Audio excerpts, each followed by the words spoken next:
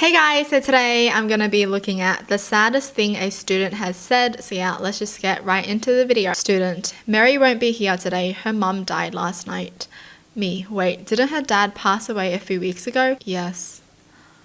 Both parents died suddenly within a few weeks of each other from different medical conditions. That's so sad. I don't even wish this upon like my worst enemy, man. Oh, now this kid has no one in this world. I really hope they get the help that they need, because after this, it's gonna be so hard for them to feel normal again. Just thinking that you're basically all alone in this world and you have no one to come back to, like after school,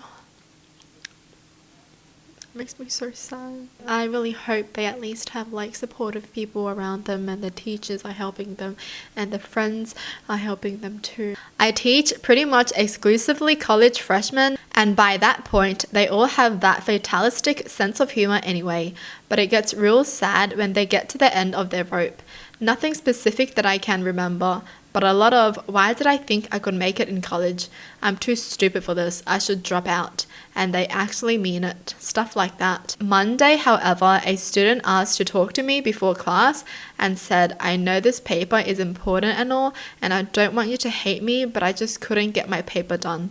And I'm used to this sort of thing. I mean, it's just natural. But then he takes a deep breath and blurts out, my dad called me last night and told me he was leaving my mum and moving away, so he's leaving me too, and I just couldn't deal with it. I'm really sorry if you're mad at me. It just hits me hard when they have to deal with more than they should, and on top of that, they think I've formed a personal opinion of them and that I'm going to think badly of them based on something like this. That's so sad. It's just that you never know what's going on in someone else's life, but everyone is just too quick to judge these days. It's just so sad how they even tried to like explain themselves, and they just didn't want someone to hate them because of this, you know? I ran holiday science workshops filled with brainy kids as you'd expect. There was an 11-year-old girl who was brilliant at everything. The content was clearly beneath her. Very quiet, respectful, well liked by the other kids. Her parents were moving soon because she received scholarships to a prestigious school. Whenever her dad came to pick her up, he was obviously proud, telling me about all her achievements, how she was in advanced classes, just won these sports awards too, etc. Showed videos and photos of her winning all these soccer games. They enrolled her younger brother in similar sessions. He gave it a go in the first few but really struggled. Always the last to finish, and felt his work didn't look as good as others. Looked embarrassed to ask for help. He screamed at his sister when she tried to fix his circuit. Eventually, he just began acting out, putting off the work, challenging me to get a laugh out of other kids, messing around. After a disastrous month, he stopped trying altogether. He just came in one afternoon and sat there, not doing anything. I tried to engage him in the activity and said if he didn't like what the other kids are doing, we could pick anything else he wanted to do.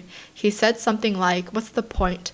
My parents will never love me as much as they love my sister. Oh no, that's painful. When parents favorite one kid over the other, and it's just plain obvious, you know, like when you see it on the outside, it's just plain obvious when you can tell if the parents just love one kid way more than the other kid. I just feel so bad when that happens. Man, why can't parents just give the kids the same freaking love, honestly? Middle school. They went on a field trip yesterday, and one kid was sad because they wouldn't be at school, so he wouldn't get lunch. They were fed at the field trip, but he was totally concerned that he wasn't going to get fed that day. What? So like his parents aren't giving him food or anything? They aren't packing him any food? Nothing? Reading these really puts everything into perspective. Assignment was to write a poem about something you like to pretend. Students' poem started, I like to pretend that I have friends. This was in first grade. Oh man. Why does no one want to be their friend? Asked for help how to get over her laziness. She was getting regular migraines, so would have to hide and sleep it off. Due to her parents, she learned that this was laziness. What, her parents wouldn't even care that she would be getting migraines? They would just be thinking, you're just giving excuses. What kind of parents are those? And she would just sleep off her migraines? You can't sleep off a migraine, honestly. It's so painful to sleep with a migraine. I'm just mad. Principal to class on day 1. Kindergarten is not like preschool. Attendance matters. It's very important that you be here every day. Kindergartner, what if you have to get a blood transfusion? Oh, yeah, principal. What if you're sick? Oh, seriously. That principal just sounds like a butthead. Me. So what are you most looking forward to when you go to college? Student. Oh, I've never had my own bed to sleep in before. Me. So they're just happy to sleep in a bed now? Man, we are so blessed. We're just so blessed to have all these things, to have a bed to sleep in, to even have internet and everything. It just makes me feel so lucky. It makes me feel like a butthead as well for complaining about stupid things when I was a kid. A 6-year-old preschool kid took my hand and wanted to show me something he had drawn. The drawing was in dark colors and sort of angry looking. He explained that he had drawn his heart, which was broken and hurting very bad. He said it wasn't any fun when his heart hurt like that. He was often being excluded from the group by his classmates. He didn't have the social skills to communicate well with his friends, which led to him being very misunderstood even though he always meant well. Oh, I feel like that's the thing with kids, is they don't understand these kind of things. You know, they think if a kid isn't talking or if he's just socially awkward, they just don't like him because he's weird. But he doesn't mean any ill intention, you know. He's not a bad person. He's just different. Kids should never feel this way. Feeling like their heart is broken. I don't even think I felt that way when I was a kid. I was just always happy, running around, eating. I was just a happy kid. It just makes me so sad that some kids actually feel heartbroken at that age when they should really just be having fun. Secondhand story from my mum, elementary teacher for 30-ish years. She had a hug or a handshake out the door policy. Just some small contact and a proper goodbye, and had this young boy who always picked the hug. She wondered why he always went for it. Most kids would go back and forth depending on the mood that day, so she asked him why he was always so excited for the end of the day hug. His answer, it's the only one I ever get. Seriously. Give this kid a lifetime of hugs, man. I just want to hug this kid now. That's so sad. They don't even get a hug from anyone else.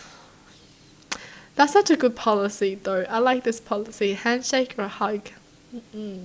But the reason that my grade 12 student was falling asleep during math class was because he was working 40 hours a week to pay his parents' bills. I saw his pay stub. He was a great kid too. Wow. This breaks my heart.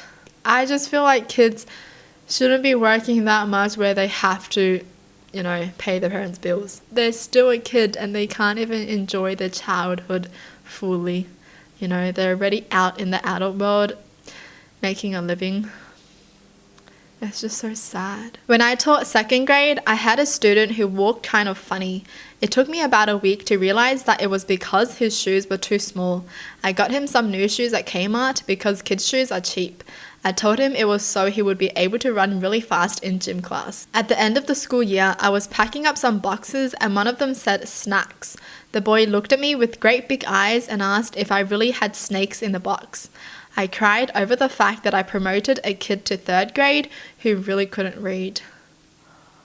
Oh, bless this teacher though, honestly. Not a lot of teachers would do this. The fact that they just saw that this kid had shoes that were just too small and they just bought them new shoes without even thinking about it. That's so nice. I had a very smart kid failing my class because he wasn't turning in any homework. When I asked him why, he told me he lived in a hotel room with 12 other people. There wasn't space and it was too loud for him to focus. He lived in a hotel room with 12 other people. Whoa. Well, that's it for the video. Hope you guys enjoyed. Tell me in the comments down below what your thoughts are. And as always, thanks for watching. Hope you guys liked it. And I'll see you guys next time. Bye.